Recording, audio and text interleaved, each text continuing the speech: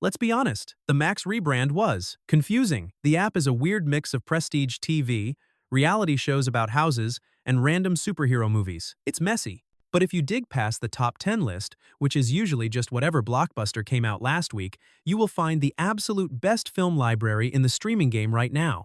Because of their exclusive deal with A24 and their own massive catalog, Max is currently hiding some of the best, most acclaimed movies of the last 2 years. I'm talking about the films that critics went crazy for, but general audiences might have missed because they were too weird, too indie, or just got buried by the algorithm. I have found 10 shockingly good movies that are streaming on Max right now. We have everything from Zach Cregger's massive new horror epic to a surreal comedy where Julia Louis-Dreyfus fights a talking bird. These aren't just content, these are future cult classics. Let's get into it.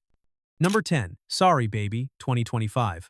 We are starting with a movie that absolutely dominated the conversation at Sundance and has finally dropped on streaming. This is Sorry Baby, the directorial debut of comedian Eva Victor. If you follow indie cinema, you know this was the A24 critical darling of the year, sitting at a near-perfect rating on Rotten Tomatoes. But because it's a quiet, character-driven dramedy, a lot of people scrolled right past it for louder, more explosive options. The film stars Eva Victor herself alongside an incredible cast, including Naomi, Aki, and Lucas Hedges. The story follows Agnes, a reclusive literature professor at a liberal arts college who is struggling with severe depression following a traumatic event. She lives a quiet, isolated life in the woods with her gray cat, Olga, trying to keep the world at bay. Her solitude is interrupted when her old friend Liddy, played by Aki, shows up for a visit, bringing with her a chaotic energy and the news that she is pregnant via a sperm donor. What makes Sorry Baby a masterpiece, and I don't use that word lightly, is the tone. Eva Victor comes from the world of comedy,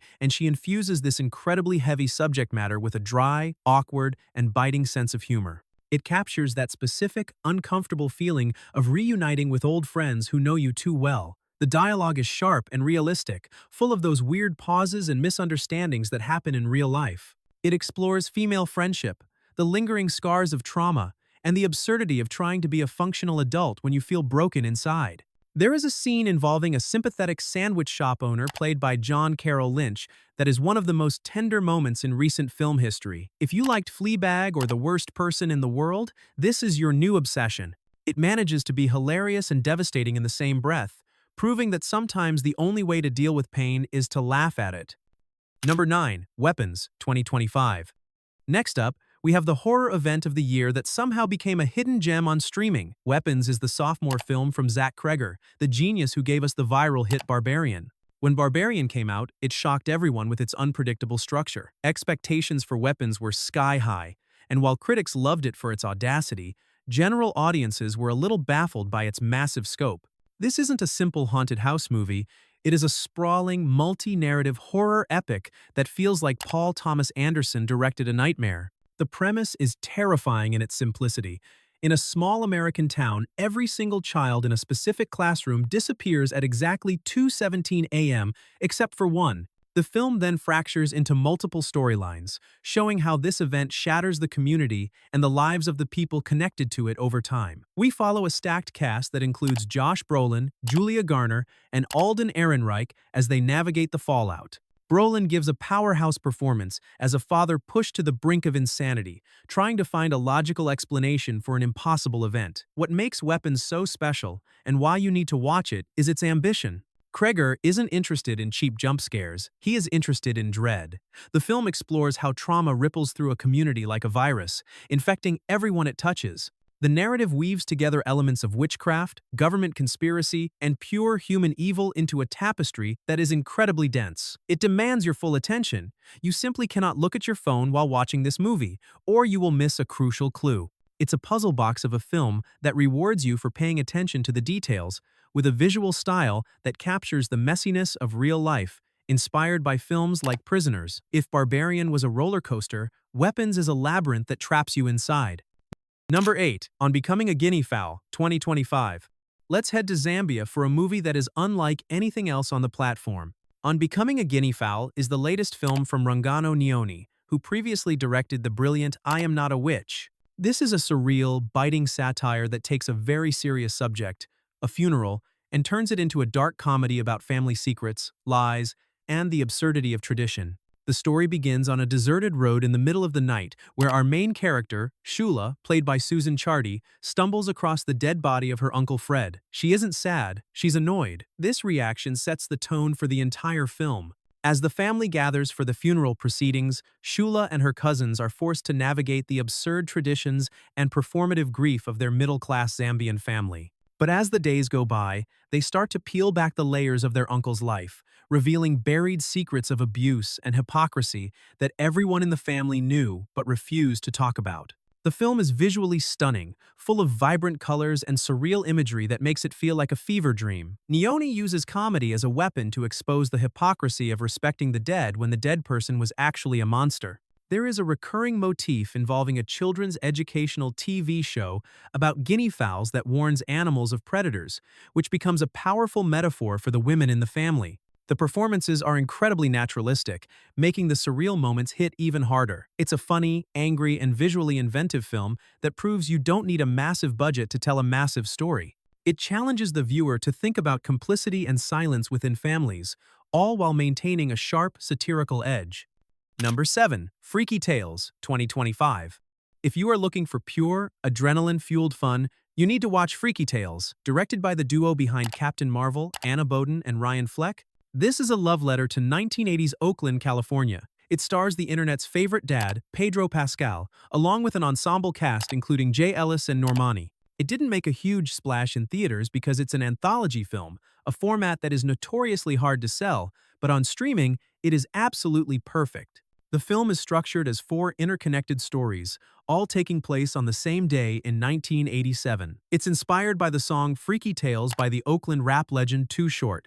Each segment tackles a different genre, giving the movie a wild, mixtape energy. You have a story about teen punks defending their club from Nazi skinheads, which features a glorious, cartoonishly violent brawl involving a spiked bracelet. You have a rap duo battling misogyny in the music industry, culminating in a supernatural microphone battle. You have Pedro Pascal playing a retired enforcer for the mob who is trying to go straight but gets pulled back in for one last job. And finally, you have a segment involving NBA star Sleepy Floyd taking revenge on a corrupt cop with martial arts skills. The vibe is electric. It feels like a mix of Pulp Fiction and The Warriors. A mysterious green storm hangs over the city throughout the film, giving everything a supernatural, comic book aesthetic. Pedro Pascal is, as always, charismatic and dangerous, delivering a performance that channels the best of 80s crime thrillers. The film captures a specific time and place with so much love and energy that you can't help but smile, even when heads are exploding. It's violent, it's stylish, and it features a killer 80s soundtrack that will have you looking up the playlist immediately after the credits roll. Number 6. I Saw the TV Glow, 2024. Now we are entering the cult classic territory. I Saw the TV Glow is the second film from Jane Schoenbrunn, and it is arguably the most visually distinct movie on Max right now. It is a horror movie, but not in the way you expect. There are no slashers or ghosts in the traditional sense. Instead, the horror comes from nostalgia, dysphoria, and the terrifying feeling that you are living the wrong life. The film follows Owen, a lonely teenager in the suburbs who bonds with an older student named Maddie over their shared obsession with a supernatural TV show called The Pink Opaque, which is a clear stand-in for 90s shows like Buffy the Vampire Slayer or Are You Afraid of the Dark? As they get older, the line between the TV show and reality starts to blur. Owen begins to suspect that the world he is living in is fake, a midnight realm, and that his real life is actually inside the TV screen, where he is a hero.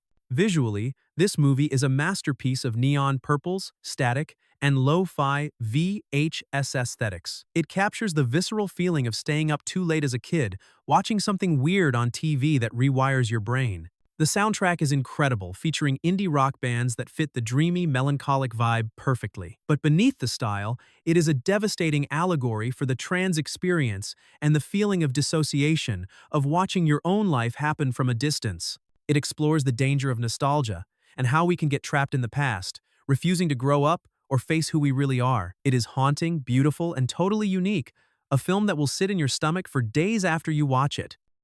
Number 5. Janet Planet, 2024. If you want something quiet, meditative, and beautifully observed, Janet Planet is the hidden gem for you. This is the directorial debut of the famous playwright Annie Baker. Because she comes from the world of theater, She understands dialogue and silence better than almost anyone working today. This isn't a movie with a traditional three-act plot. It's a slice of life that feels more like a lived-in memory than a movie. Set in the summer of 1991 in rural western Massachusetts, the film focuses on the intense, codependent relationship between an 11-year-old girl named Lacey, played by newcomer Zoe Ziegler, and her mother, Janet, played brilliantly by Julianne Nicholson. Janet is a single mom, an acupuncturist with a free spirit, who keeps bringing different, questionable men into their lives. We watch the summer unfold entirely through Lacey's eyes, as she silently judges, adores, and clings to her mother. The film requires patience. It moves slowly, letting you inhabit the humid, boring days of summer vacation where nothing happens but everything feels important. But if you settle into its rhythm, it is incredibly rewarding. It captures the specific weirdness of childhood, the way you perceive adults as mythical figures, the possessiveness you feel over your parents, and the slow, painful realization that your mother is a flawed human being. Julianne Nicholson gives one of the best performances of her career, creating a character who is frustratingly aloof, yet deeply lovable. It's a warm, gentle film about the difficulty of letting go, and the visuals of the lush, green New England summer are hypnotic. Number 4, Tuesday, 2024. Get your tissues ready, because Tuesday is going to wreck you. This is an A24 fantasy drama that features Julia Louis-Dreyfus in a role unlike anything she has ever done. We know her as the queen of comedy from Seinfeld and Veep, but here, she plays a mother who is facing every parent's worst nightmare, the terminal illness of her child. The premise sounds like a fever dream. A mother played by Louis-Dreyfus and her teenage daughter Tuesday, played by Lola Pettigrew, are visited by death. But death isn't a guy in a hooded cloak with a scythe. Death is a size, shifting, talking macaw. The bird arrives to take the daughter, but the mother refuses to let go. What follows is a bizarre, heartbreaking, and surprisingly funny fairy tale about grief, bargaining, and acceptance. Julia Louis-Dreyfus is astonishing in this role. She strips away all her comedic armor to play a woman consumed by denial and rage, literally fighting a bird to save her child. The scenes between her and the CGI macaw are technically impressive, but emotionally devastating. The film takes big swings. It gets weird, cosmic, and trippy, but it remains grounded in the raw emotion of the mother-daughter bond. It asks big questions about how we say goodbye and what it means to let go. It didn't find a huge audience in theaters because it's so strange, but it is exactly the kind of ambitious, risky storytelling that thrives on streaming. Number 3, Am I OK? 2024. Switching gears to something lighter and sweeter, we have Am I OK? This movie actually premiered at Sundance way back in 2022, but got stuck in release limbo for 2 years before finally dropping on Max. It stars Dakota Johnson and Sonoya Mizuno, and it's directed by the comedian Tig Notaro and her wife, Stephanie Allin. Dakota Johnson plays Lucy, a 32-year-old woman living in Los Angeles who realizes, seemingly out of the blue, that she is a lesbian. She has spent her whole life dating men and feeling meh about it, but she never put the pieces together until now. The conflict arises because her best friend Jane, played by Mizuno, has just accepted a promotion in London and is about to move away. Lucy is left to navigate this chaotic, terrifying new chapter of her life, just as her support system is leaving. This is a classic coming-of-age movie, but for people in their 30s. It explores the idea of the late bloomer, how terrifying it is to realize you don't know who you are when everyone else seems to have their lives figured out. Dakota Johnson is charming and vulnerable, shedding her cool girl persona to play someone awkward and unsure. The chemistry between the two leads is fantastic. It's really a love story between best friends. It's a cozy, comforting watch that feels authentic to the modern queer experience, treating the coming-out process not as a tragedy, but as a messy, awkward, and ultimately hopeful evolution. Number 2, Problemista, 2024. If you like your comedies weird, colorful, and surreal, you need to watch Problemista. This is the directorial debut of Julio Torres, who was a writer on Saturday Night Live. If you know his work, you know he has a very specific, dreamlike aesthetic, and this movie is pure Julio Torres unleashed.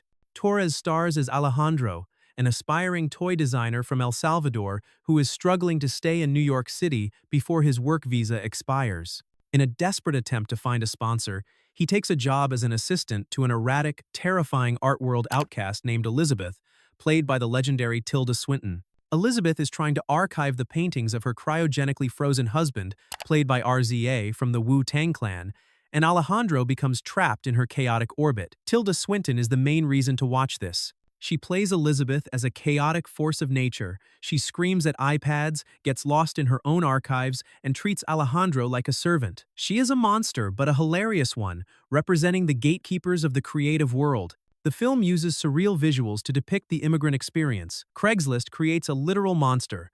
The immigration system is a maze of locked rooms, and time runs out like an hourglass. It's a satire of the American dream that is as beautiful as it is funny. It's niche, sure, but if you get on its wavelength, it's a delightful, visually inventive treat.